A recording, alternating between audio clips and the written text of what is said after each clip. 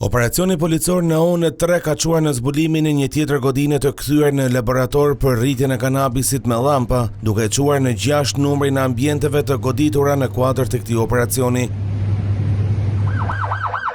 3 persona kanë rënë në pranga, përparim Drevataj, Sebastian Gjoka dhe Artian Bilali, ndërkohë një tjetër person është shpallur në kërkim. Blut kanë ndaluar gjithashtu 2 punonjës të OSHE, Gencaliaj dhe Blendi Cufaj, ndërsa 5 të tjerë janë proceduar në gjendje të lirë. Këta të fundit dyshohet se kanë patur dieni për aktivitetin kriminal, por nuk kanë kallëzuar. Ndërkohë besohet se ata kanë ndihmuar kundrejt parave për mbulimin e energjisë elektrike që ka konsumuar magazina përdorur për kanabisin.